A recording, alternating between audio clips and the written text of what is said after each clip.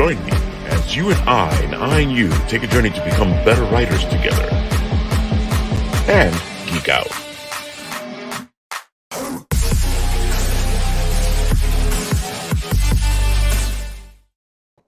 Well, hello there, Apple Vikings. Look who I have over here on that side. Okay. What's up, man? How you doing? I was wondering if anybody else was going to show up today. Yeah, I looked at the time. I'm like, oh shit. Yeah, well, don't worry. I've been busy at Comic-Con today, so I guess it was a trip and a half, especially getting back home. I bet. In time to do this.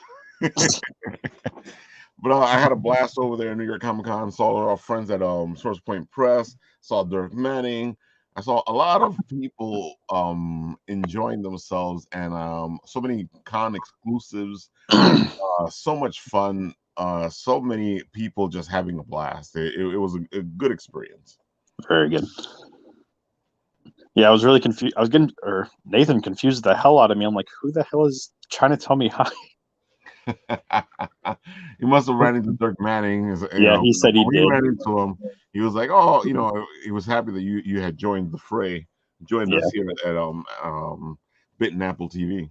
Mm-hmm. He was like, "He's a good guy. This is great for him. Perfect for him." Yeah. Set up a little Halloween display in front of me, I guess you could say. Mm. And I saw it meant they had a bunch of books that were exclusive there. Certain ones that had that were pretty really nice. And I was like, okay, I can't afford that, but when they put up the image like 2-3 weeks before the show, I'm like, oh my god. Yeah, some really nice looking books. Cleaver County was like $40.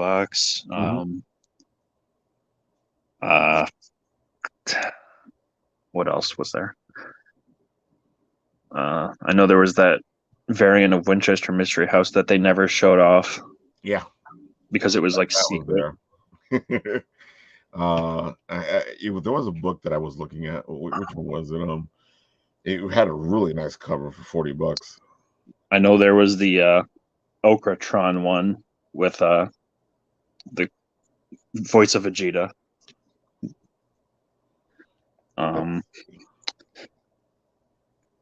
Did you see that trailer that Garrett put up yesterday for Franklin and Ghost, the show that he's getting next year? Oh, I saw the stills and stuff, but I didn't get to see the trailer. Yeah, it looks cute. I really liked it.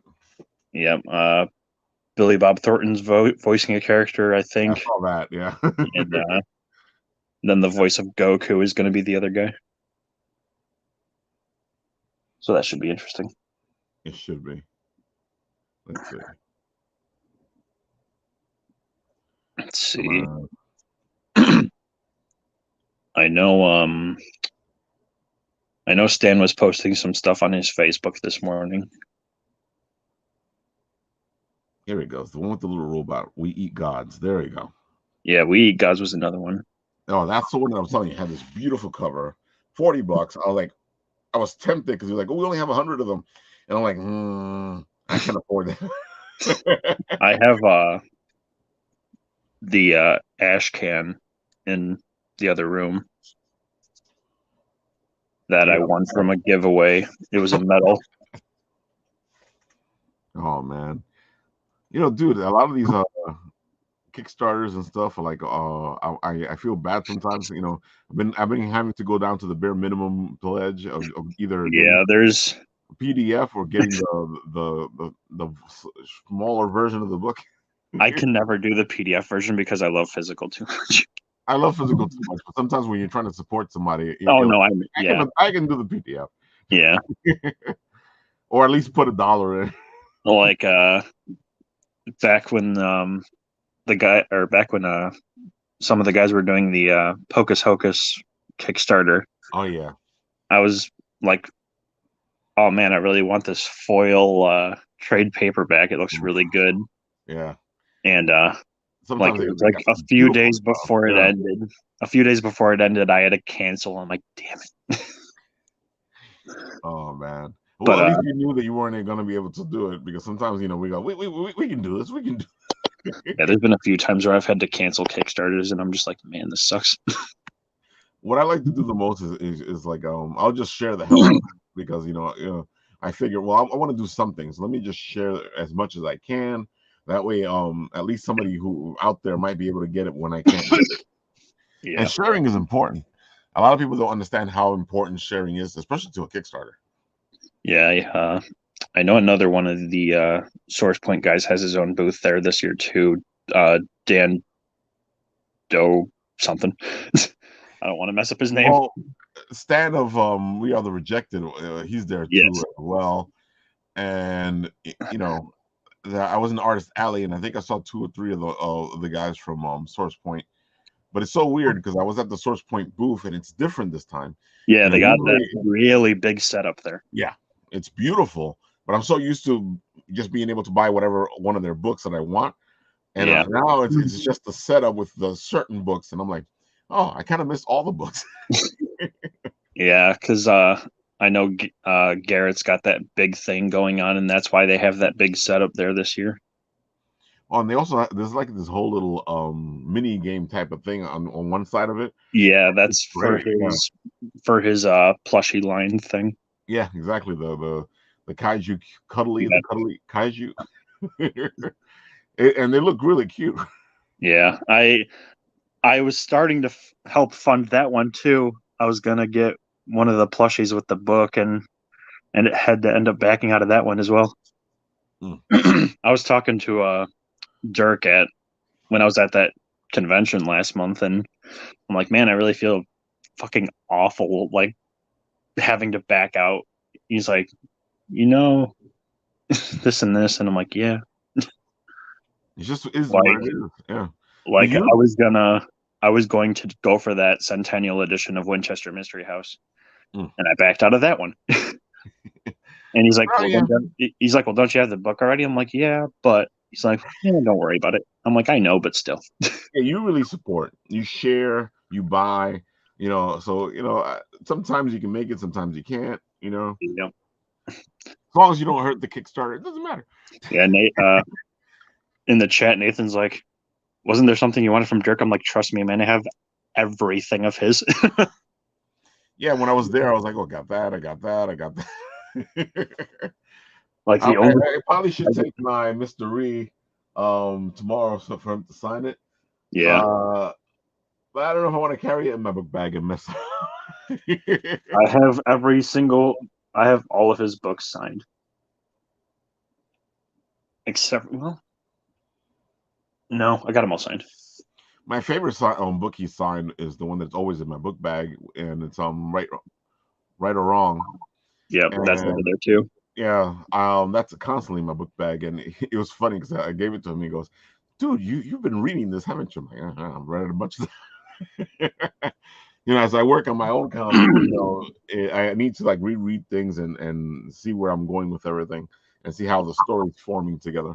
Yeah, back when me and him were talking over Facebook, like last year, the year before, when he was like, "Hey, I have a Nightmare World Bible," and I'm like, "Really?"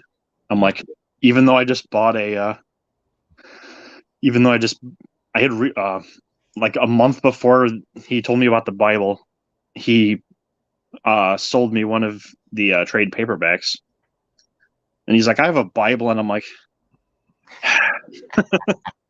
that's how it is, man. I'm like, all right, send it my way.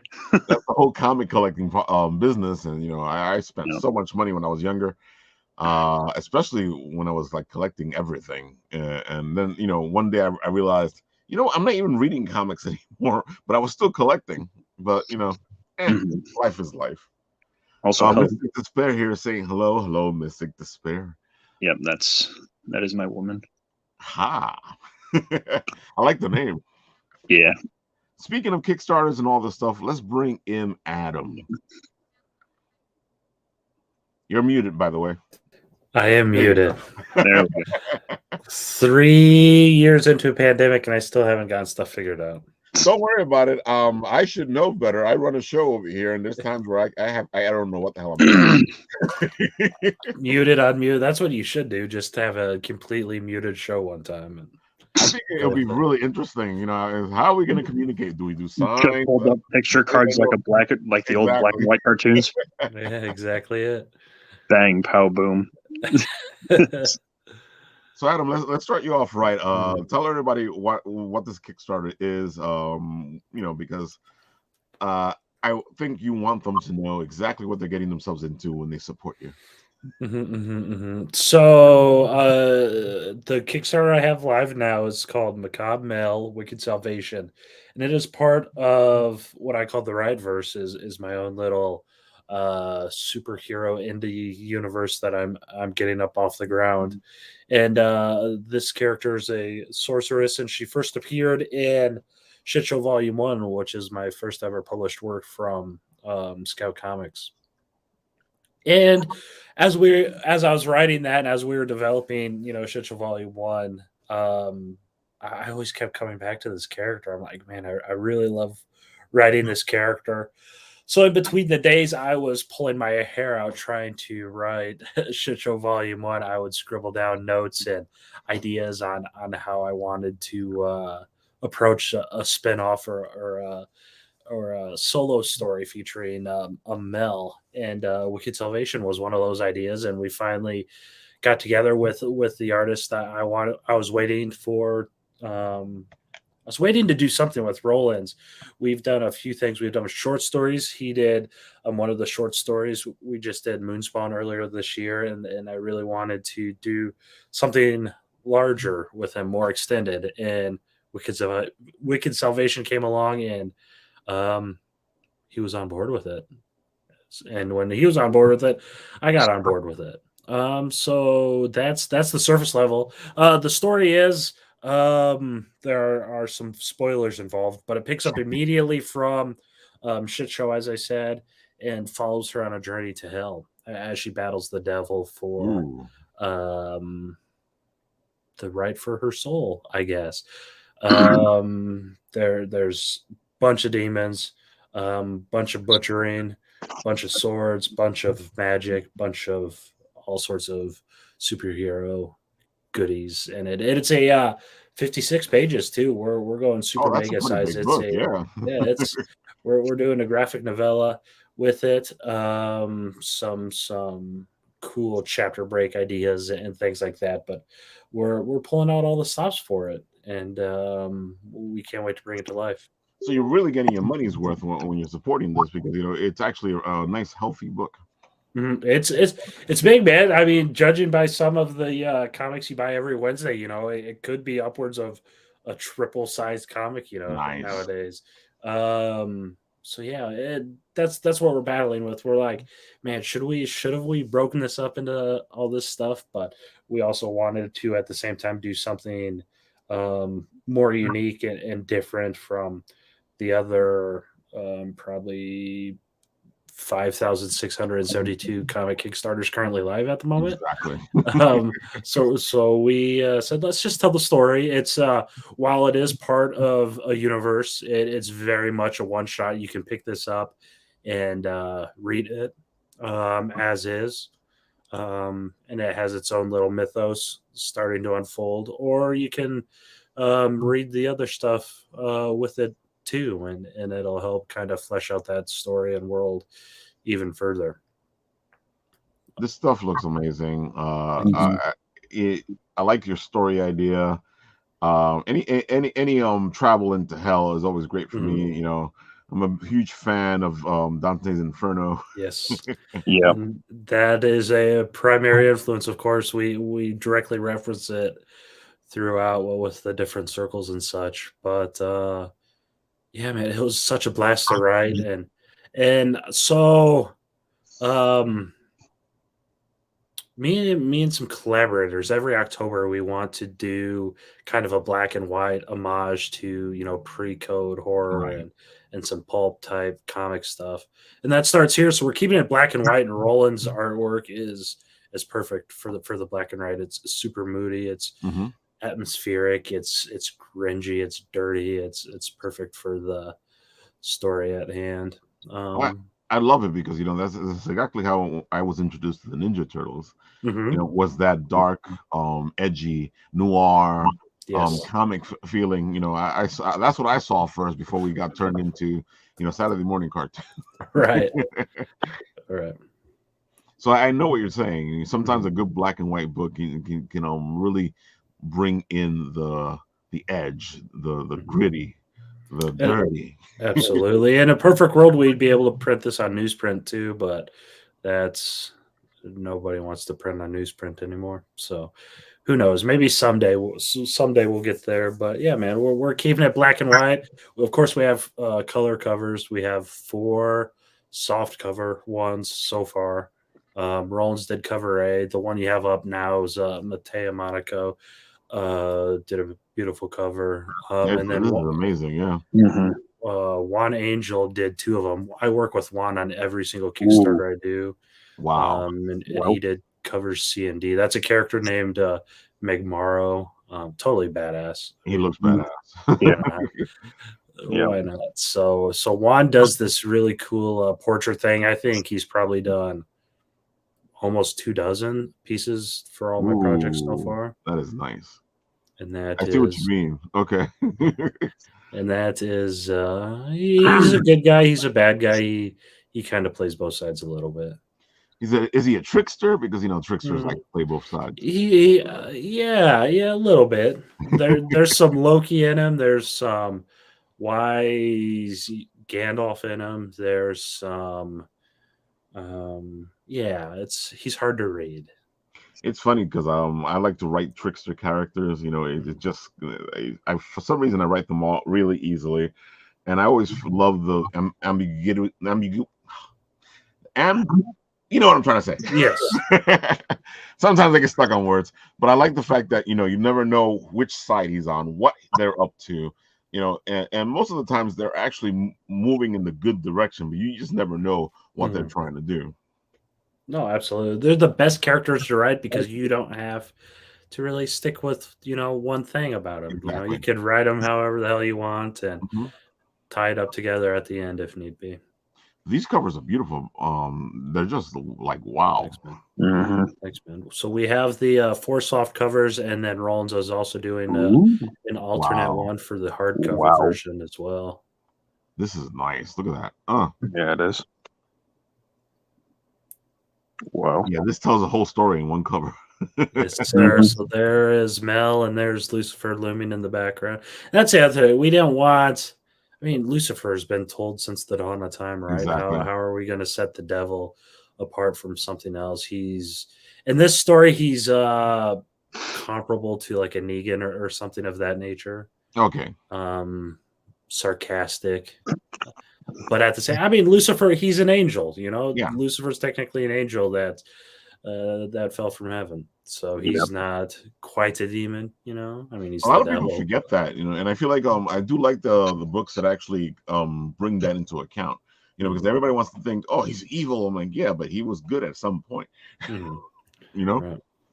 Right. So there's certainly that depth there. I'm not saying he's a hero or a good dude by any means, but he's not. He's not 100% of a dick, as the Guardians of the Galaxy would say. Yeah, exactly. But sometimes you're just in charge of a bad place. Exactly. All right. So here's the $10 tier, right? Yep, we have 2 digital tiers. We have that one, and then we have digital deluxe, which for all of our Kickstarters, if you've done them, we do go balls to the wall with like a script book, and you'll actually get the page side by side with the script, so you can see that in the process. And if artists Rollins works digitally, so we don't have pencils and inks. He just draws it and it's done. Right. But we'll have some process shots. We'll have and some sort of backing material too in the script book. But it's a fun thing. I'm a writer. You guys are writers. Yeah. It's kind of I love to see how everyone else writes and how it translates to paper. I like that idea because sometimes I now it's a little easier to get into writing comic books, but when I first started, dude, you were lucky if you found one book that told you how to write comics, because it was all about drawing comics. They really didn't cover writing comics. Right. And I feel like more recently you're beginning to get all these books that tell you. And even now, though, some of these books don't really tell you how to write comics.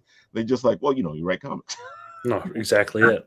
That's exactly it, man. Yeah, and that's the thing. There's no, unlike screenwriting, Exactly. or writing a manuscript, there's no really set way to write comics. Every single writer has their own way to write and their own formatting and things like that. So I love seeing what different creators do with their work. I as well, because in all fairness, sometimes your script has to do more with who you're working with as an artist, because some people need more direction, some people need less direction, and sometimes if you need to give the artist an idea of what you really want, you need to give more information in the script itself. Exactly it. I love watching or reading through Tom King scripts, because some panel descriptors are only like 2 words, or like Batman watches, or Batman looks out window, or Batman jumps off building. It's like, you know what I'm saying. You do what you do. I do like the Marvel way, which is usually like it leaves a lot to the creation of both the writer and the artist, because both of them are creating the book at the same time, even though sometimes one doesn't get the credit over the other one. Right. Yeah, I mean, and that's especially with this story. I'm on the lighter side with the direction, just because Rollins and I have worked together plenty of times before, so I know how he kind of interprets things and how he operates.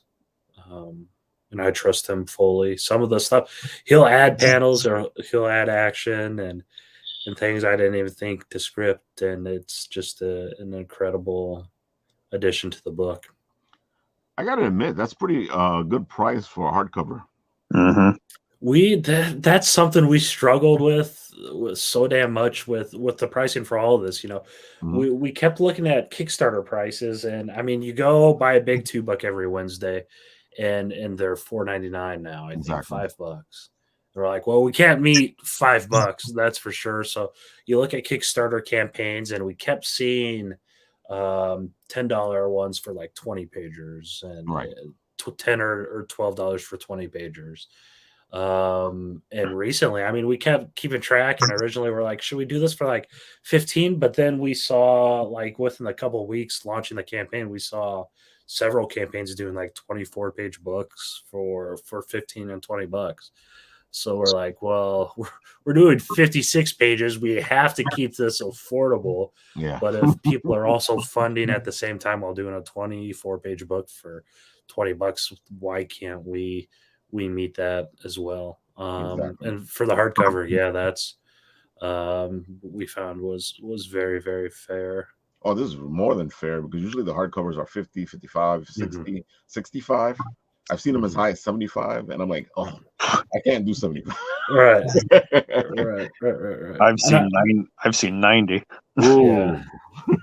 So we're both Rollins and I are both, we love the hardcovers on the bookshelf, and he's working on some backing material or backing matter, and quite literally a back cover for it that's just incredible. So I'm really excited to get that in my hands. And again, I'll say it, this is an incredible cover for the hardcover. Thank you. Thank you so much. I can see me having this on the bookshelf going, oh, this looks really good. Let's see, and the catch-up packs, of course. Yep, we have the catch-up packs. So like I said, Mel did appear in Shit Show Volume 1, and she did also appear in a short story in our first Kickstarter from last year, Shit Show Shorts number 1. So yeah, if you're entirely new to the character, like I said, it's a one shot, and it tells the story perfectly fine, but she also is in 4 other comics, single issue comics, and you can get them all in one thing if you want. That's the catch-up packs include your choice of cover plus second printing of Shorts number 1 and the entire volume 1 trade. I always like when creators do this because there's times you want to catch up, you want to put the money into like see what's come before, so you can have the whole story idea in one shot. Yeah. Yeah. I totally always go against everyone's advice. When it comes to comics, they always say start small, start writing with anthologies if you have to. But there's something in my brain that always goes towards like the franchises or the universes. If someone says this is part of this universe, I'm more inclined to back that or start that. If it's a spinoff, I'm like, okay, well, what's it spin off of? I want both of those. Exactly. So that's kind of I'm just writing the stuff I want to write based on what I like, and I'm structuring it that way as well. Well, that's the old way of doing comics, where everything was intermingled with everything else, even if it was lightly intermingled. It was all part of one universe, and that feeling was always fantastic. Right. Let's see, every cover. There we go. Every cover. If you can't decide, just get it all. Exactly. And sometimes as a collector, that's what you want to do, and it's good to see it's an affordable tier here. Sometimes it's like, oh, $200 for all. I'm like, really? Yeah. So we have the every cover, then the everything. Again, if you can't decide, it's just everything we really offer. Which is a good thing, again, because sometimes you want to catch up with everything, and you would probably spend that much trying to catch up to your favorite book anyway. Probably. Right. Of course, the 666 tier. We had to do it. We were thinking about what we have to do. Like, should we have all our tiers into a 6.6? And then we're like, nah, let's just have a 1.666 tier if someone wants it. And we'll put them in the comic getting tortured by the devil. And then we threw in so much stuff. We're going to make you a 1 of 1 variant cover, so you're going to be drawn on the cover, either getting tortured, you're going to get a print of that cover. Right. I even forgot what else we put in there, but we had to justify the 666. Well, that's a lot of fun because the commission will cost you a good amount of money, and this is pretty good. Yeah. And you get everything at the same time. And you get every cover, and then you get a 1 of 1 cover that even I won't have a copy of. That's always good. I always like when you get like something like really special and rare, and that's worth paying the 666. Yes. And of course, got a retailer pack. Got to have the retailer pack. So we have the first circle or the 9th circle. Just 5 cover A or 5 of each plus some hardcovers. It's not bad in prices either for a comic book store. No, it's really good price. It's really good. And of course, the add-ons. Can't forget the add-ons, man. We offer everything, all the trade dress things, the trade paperback, shorts, and then we are also, as add-ons, we're doing trade list variants as well, just the blank covers with no trade dress whatsoever. Nice. A lot of people like the virgin covers. I'm in between on the virgin covers because sometimes I like the whole way it looks normally. And then with the virgin, you like kind of like it looks like a print. But that's just my personal, because sometimes it looks better without any of the stuff on it. Oh, they display exceptionally well, yeah. Yeah.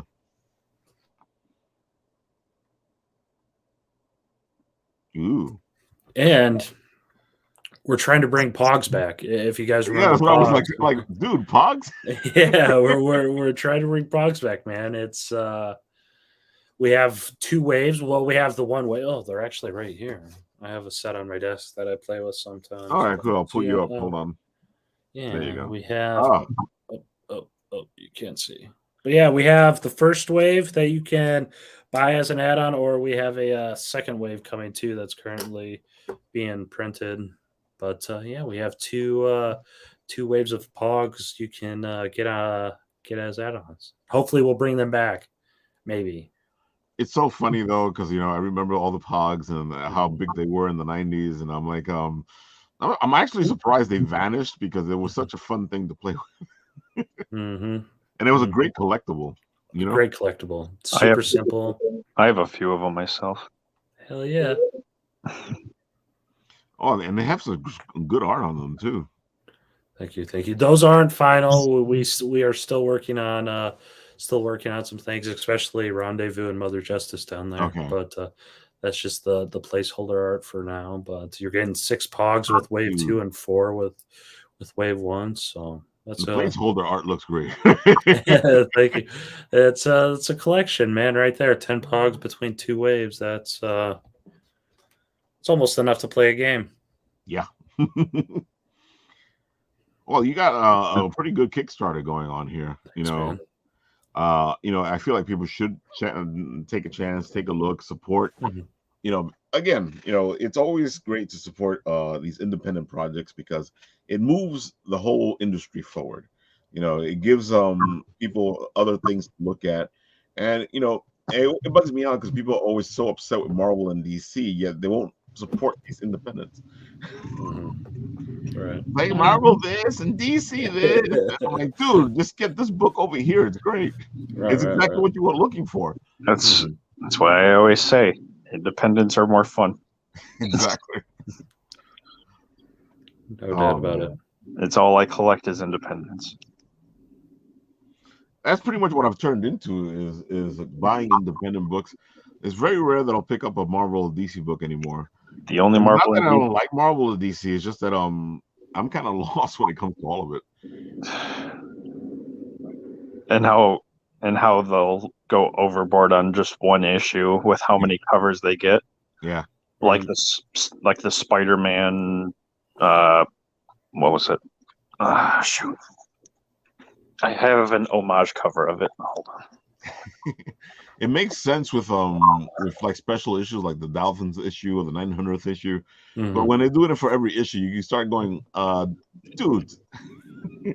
Right. I feel like when it comes to the independence book, though, when they have multiple issues, it's a whole different thing. It's actually showcasing different artists. It actually helps out the book. But when Marvel does it or DC does it, it's kind of there you go. Yes.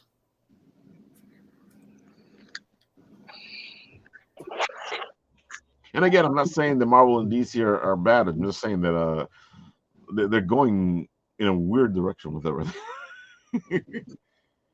I know people will be like, "You're just old, Ralph. That's why you don't like it." It's okay. You have me as backup. I'll say it. So you're working on this now, and I know you're constantly working on something else.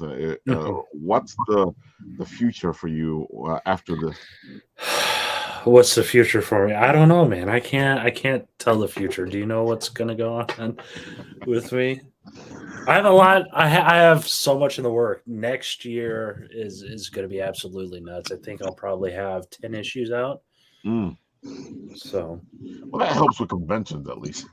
The more books you have at the conventions, the happier the audience seems to be. Yeah, and that's exactly what I was hinting at, kind of before the show. It's like, man, right now I can take a couple books, but this time next year I will have so many books. We're I don't want to say too much, but I have a book coming out through Scout in April. Cool. Riotverse. It's part of this superhero universe.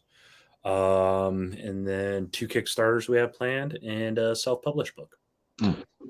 So I know this universe is all connected, the one that you're working on for yourself.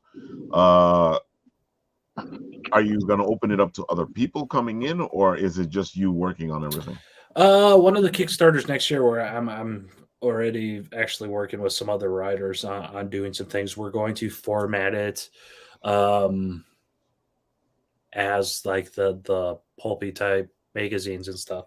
And it's going to have one feature length comic book between 30-ish pages, or one comic story, I should say, and then I'll have like 2 or 3 backups in it. And that'll be completely black and white as well. So I will be bringing in some writers for that. But yeah, man, there are some things in the works. We'll have to circle back in January once we start making our reveals. But yeah, I would totally love for other creatives to come play with these goodies. That's always a good thing. And I feel like most creators are looking for a place where, they have their own universe and the creators can come in and do some stuff in this sandbox, in other words. Right.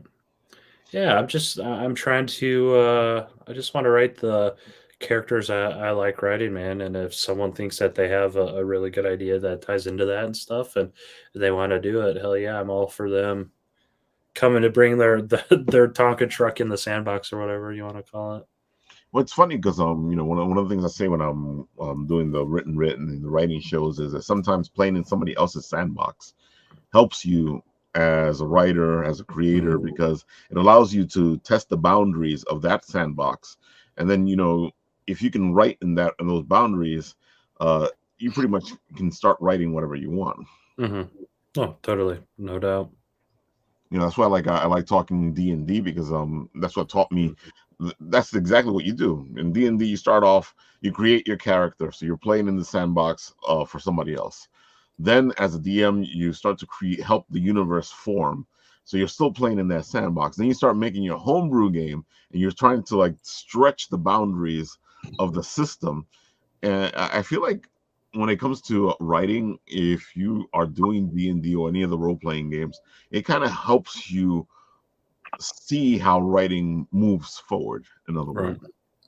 A good way to explain it, because sometimes sometimes explain to people how to write, you're like, well, come on, you just write. Yeah, just right.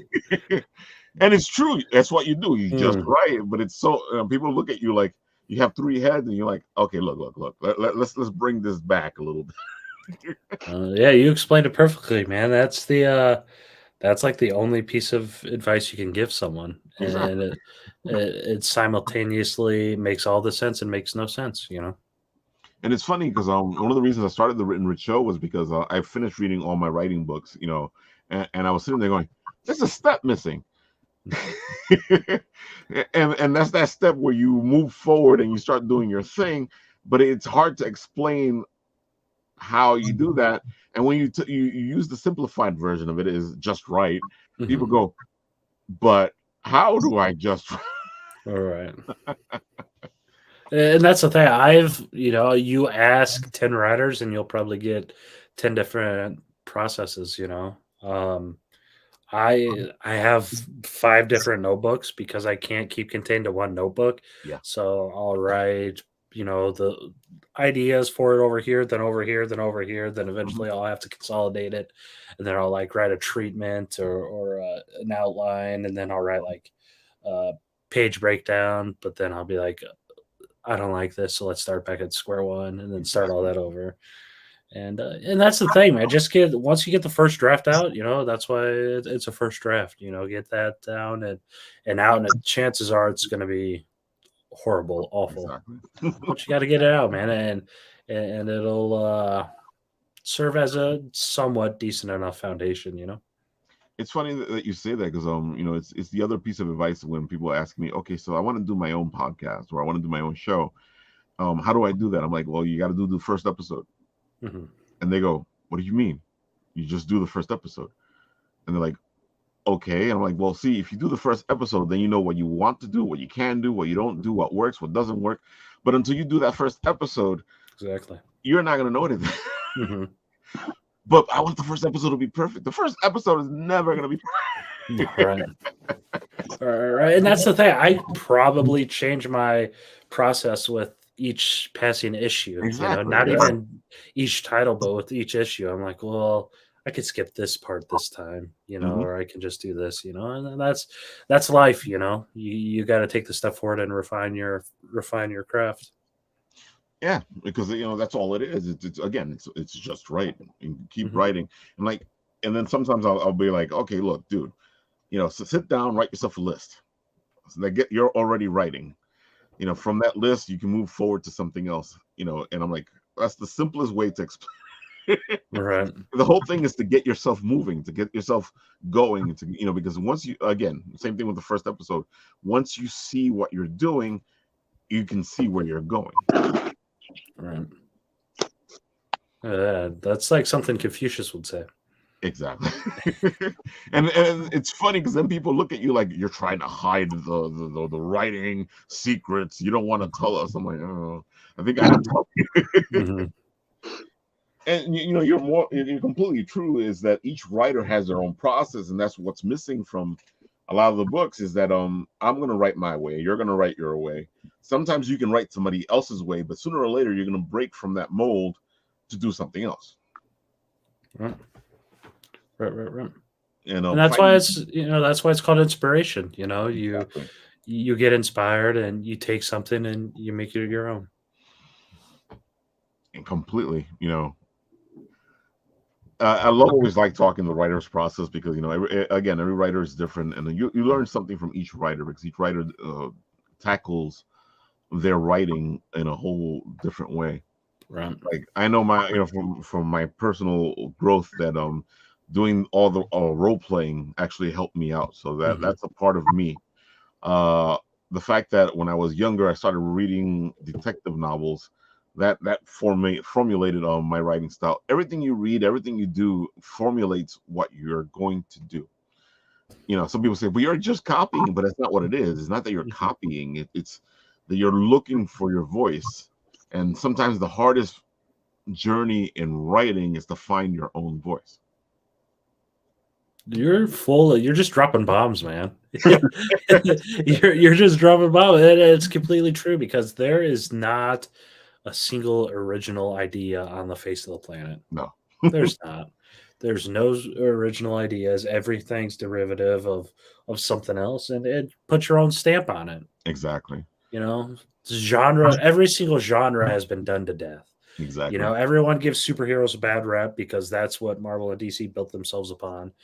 But you could go to the comic store every Wednesday. You could get something with elves in it, or swords and sorcery, or you could give Exactly. noir or slice of life, or all that Mhm. stuff. I think people forget that comic books are more than just superhero books. Mhm. They started off as more than just superhero books. They turned Mhm. into superhero books because that's Exactly. what people wanted to read. But there were horror books, there were detective books, there were crime books. There was so much to them Mhm. before we decided that comic books are just superhero books. Right.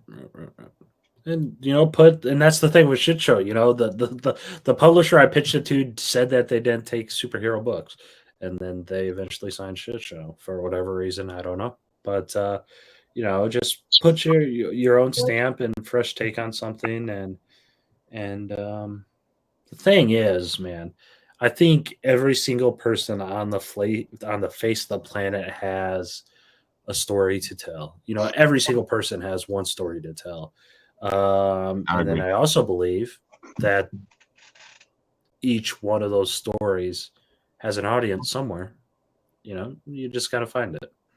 It's a pain in the ass, but you got to find it. If it was easy, everyone would do it. You know. And there's so much to writing. Mhm. I know we say that it's simple, but there's just so much to it once you become a writer. Mhm. Because then besides finding your own voice, you got to figure out who you're writing for. Are you Mhm. writing for yourself? Are you writing for the audience? Are you writing? And that changes what you're writing because if you're writing for yourself, it doesn't really matter. You're just Mhm. gonna write whatever you want to write. If you're writing for an audience, then you're gonna be paying attention to that audience, Mhm. and you're gonna make sure that you write for that audience. I just like to write for myself. I really don't care if you like my book, if you don't like my book, if you like what I'm writing, if you don't like what I'm writing. I'm like, if you like it, hey, much Mhm. much props to me. But at the same time, I'm like, I'm writing for me. Yeah, and I mean, look at the self-publishing renaissance we're kind Yeah. of having, right? Everyone's Mhm. going to Substack or everyone's doing Kickstarter and stuff now. Yeah. They don't even have indie publishers to report to anymore. It's a true do whatever the hell you want and build your own audience and get your stuff seen. Exactly. And it's amazing because right now is a great time to be around because whatever your entertainment field is, you can actually bring it up yourself. You Mhm. don't have to wait for somebody to come and go, I am going to help you. You can just help yourself. You're going to be limited on cash and stuff like that, but that helps creativity because Mhm. sometimes when you're limited on something, you got to be even more creative. Right. Nope. Exactly right. That's why I love the old horror movies when they would let your mind decide what's going on in the scene. Sometimes your mind does way better work than than whatever gore you can put on. Right. That's it's fresh in my mind, but Werewolf by Night, I watched it earlier this Oh week. yeah. And there's one scene, it was in the trailer, the scene where he changes into the werewolf Yeah. is shot not only practically, but it's you don't even see him change into the werewolf. It's entirely off screen, and that's still probably the most terrifying thing of that whole entire special, because we're left to make that in our own minds, right? And our own minds are probably going to make it the scariest possible thing ever.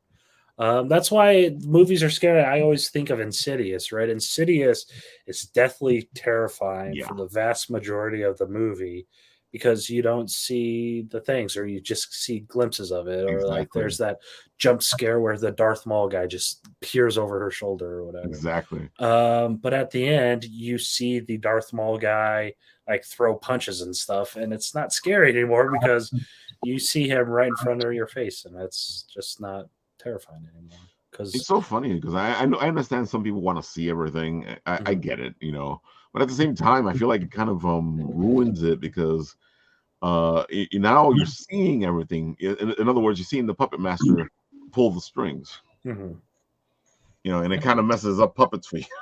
Yeah, exactly.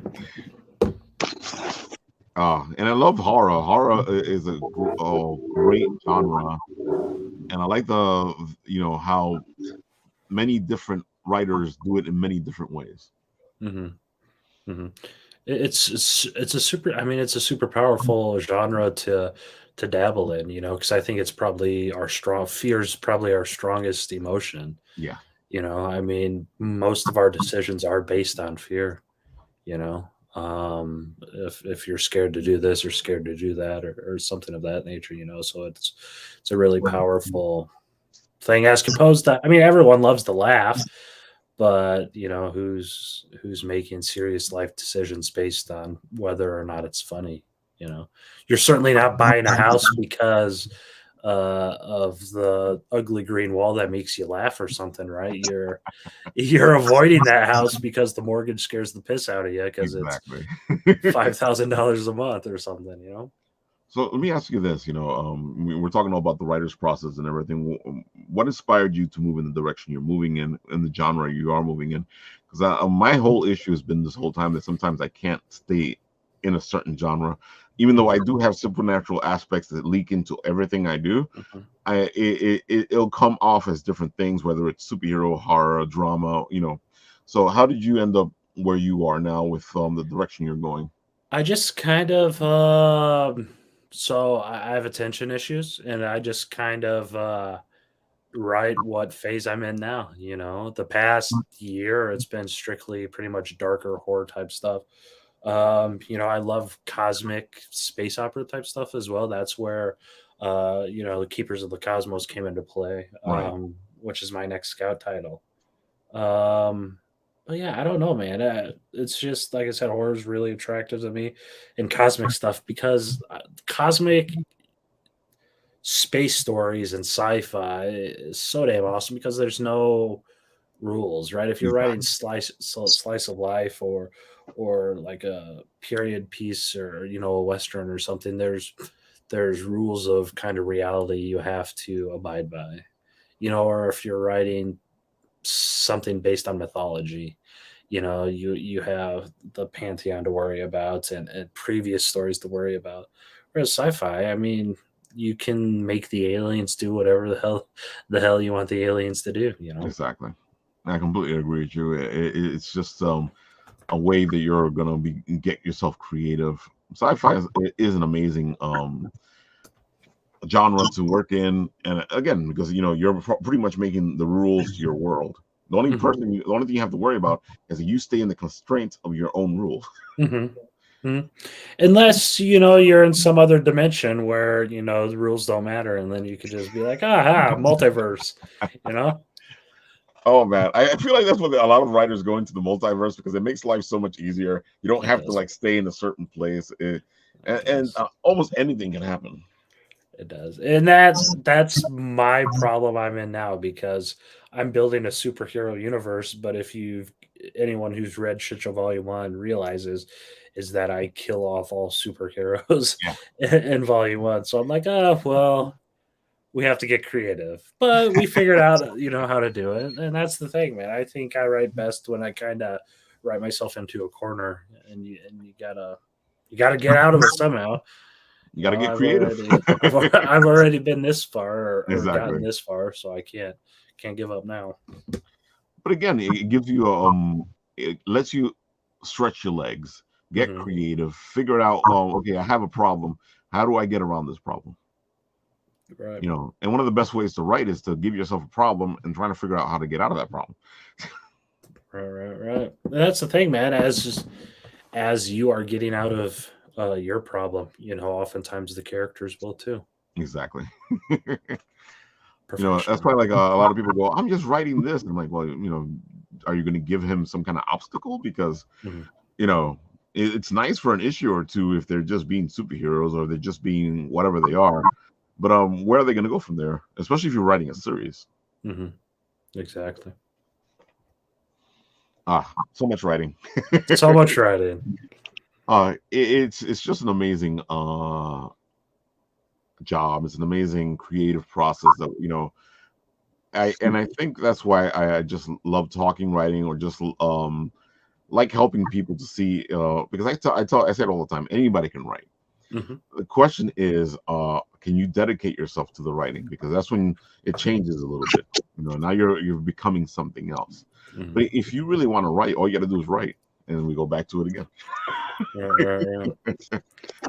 Full circle, people. Full circle. As is the story of life. But one of the other things that we are is we are researchers. So we're Mhm. always researching something. We're always trying to figure something out. We're always looking at something, going, this would make a good story. Mm-hmm. Exactly. And that's exactly where you need to be. Everything's a story. Just figure out how you want to write it. Right. That's why I keep the old notebook by the bed. And it's funny that you were saying that because I start off with notebooks and I'll start ripping pages out. Mhm. The next thing I know, there's pages all over the house, and I'm like, freaking A, how do I put this all back together? That is why my favorite Seinfeld episode is the one where he scribbles something on the piece of paper, and the whole episode's just him trying to decipher what it is, and it Exactly. ends up it's not really anything at all. I'm like, well, okay, that's very real. I've done that a bunch of times. Exactly. I think this is a good story. This is the best story if I knew what in the hell it was. Exactly. If I could read it. So I know I heard you say you're continuing your relationship with Scout Comics, and you're doing some projects for them. I was wondering. It's funny that you answered the question before I even asked it. With the whole, so you're going to be doing other things for other people, and you have a pretty good relationship with Scout, and Scout has a lot of good books. Mm-hmm. Yeah, I have no idea. I pitched it. I had zero hope that they would pick, or I had expectations, I guess, not hope. I mean, of course, everyone hopes they pick it up. I had little expectations, because it was weeks and weeks went by. I knew they didn't have any superhero books. I knew they didn't want superhero books. Then I got an email going in to get a chicken strip basket. And they said, hey, join the Scout Comics team. And I'm like, okay, screw these chicken strips. I'm going to go sign a contract right now. Yeah, man. They I just keep pitching them ideas. Some they say no, some they pick up, and as just like I said, you got to move forward. Whatever ideas they don't pick up, I'm trying to build that audience without them to continue on self-publishing, either Kickstarter or just flat out self-publishing.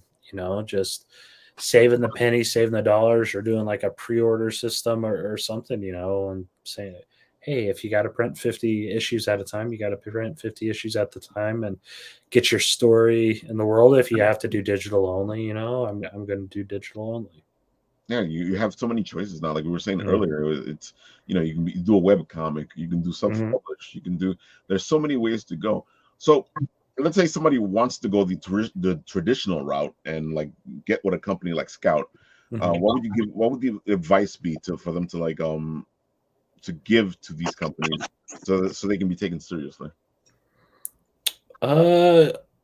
Go as above and beyond as you can, probably. You always want to. So I say that, and that's probably bad advice. Do that while also abiding by the specific submission instructions everyone has. By above and beyond, I mean, some people might just cobble together an email. I know for all of my pitches, I come from like a graphic design and digital marketing background, so I design PDF documents in InDesign and kind of spruce it up and make it look refined and sexier just for the presentation aspect of it. Network. I mean, the world is built on connections, right? And your story doesn't even have to be good. You just have to know the person.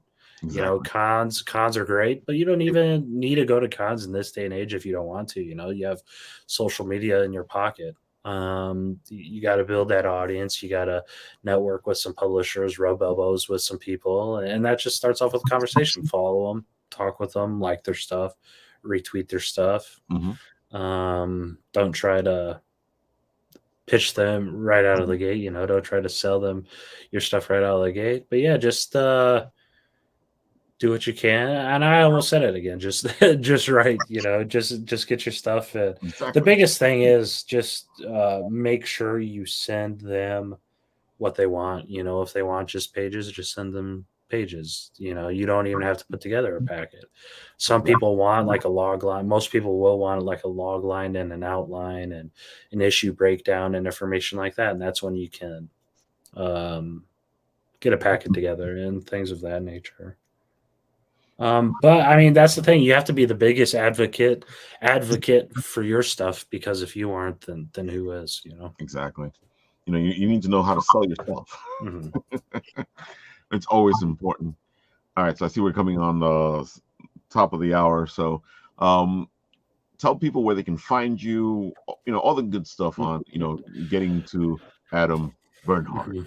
Yeah, Macabre Mel is on Kickstarter through the 31st, through Halloween. So that's macabremel.com, wickedsalvation.com too. Both domains will lead you to the Kickstarter page. Otherwise, you can follow me at Adam Brandhardt, or I self-publish under my banner Lunchroom Riot, and that website is lunchroomriot.com. I still love that name. I love it too, man. I was this close. Did I ever tell you the origin stories about that? I wanted to name something after Food Fight, because Food Fight, I've always wanted to be in a food fight my entire life. Growing up, I'm like, is this the day I'm going to throw this piece of pizza at someone across the lunchroom or the cafeteria? Alas, I never got in a food fight. But fast forward all these years later, and I have started a lunchroom riot. So that is the history behind the name. Plus, I mean, all the other names are taken. All the other single names are taken. So I was pretty confident no one was going to have that domain name. Sometimes you just get creative. Sometimes it's something that you like you're saying. You actually got to do that finally. Have that food fight, if not in imagination land. Exactly. So there you have it. The book is at 1,082. They need to get to 4,500. So come on, people, let's help them out. They have 32 backers, 24 days to go. So that's plenty of days to get them to where they need to go. Mm-hmm. Let's get them to where they need to go as fast as possible. So all we have to worry about is trying to get over the 4,500. Yes, we have stretch goals planned. We just gotta get to the goal, and then we'll roll out more spooky, cool ass stretch goals. Man, Rollins is designing the things and drawing some things, and it blows my mind every time he sends me an email or message. Man, it's crazy what we have in the works. I agree. The book looks good. I do love the covers you have. That hardcover cover looks fantastic. So you guys go for the $45 hardcover book. Come on. Yeah. It's always great to get the hardcover book. I don't know, people. Look how nice the hardcover books look. Yes. I got Dirk Manning's nice Mr. Reed book back there. It looks really nice up there. It's not folding. It's not falling. Yes. They look good. Good. And then you can put it right into your bookshelf. You don't have to worry about comic box. Right in your bookshelf.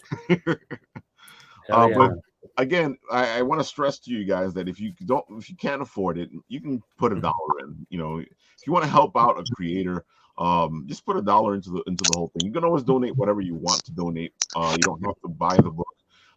You know, I like, as a collector, I like to buy my books. But if you just want to support, you know, you can always put $1, $5, whatever you want to put into it. Or the biggest thing, the most important thing in this world is to share. Yep. Share the project as much as you can, because you don't know, maybe you can't afford to do something with it. Maybe the next guy might be able to do what you weren't able to do. And the more people know about it, the more chances of it getting funded or it getting more money out there. I can't tell you how many people I've, you know, struck relationships with that just like and share, and I eventually send them free shit anyways. Yeah. You know? So, because, you know, we're actually helping each other rise. You know, and that's what we should do. You know, we stop all these competitions. Let's help each other get up there to get to where we need to go. Yes, sir. There you go. Especially in this industry where all the, you know, we can use as much help as we can. Yes, that is most certainly true. So any last words, you know, you want to leave with the audience? No, just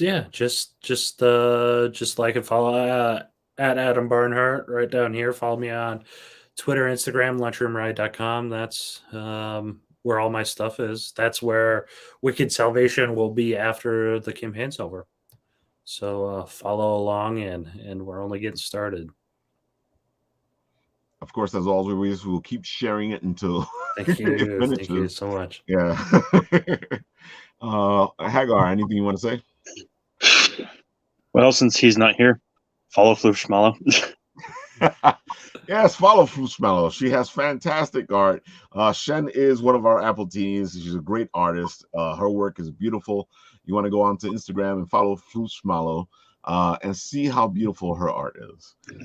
And stay tuned for important things happening, because she has a couple of projects in the works. Yes. This name right here on YouTube. Subscribe to me if you want. If you don't, whatever. Hagar does hit the conventions, and he has a unique look at everything. He follow his journey to become, I guess, a bigger comic collector than he is. Yeah. So I can do more stuff like this. Exactly. Of course, I will be at New York Comic Con for the next couple of days. Tune in, and I will be posting up a lot of stuff, especially after I finish the show. I'll be putting up a lot of stuff on Instagram from everything that I found or saw today. And you know, New York Comic Con has been a blast, so I can't wait to see what happens next. With that, folks, I will say what I always say when I press the button.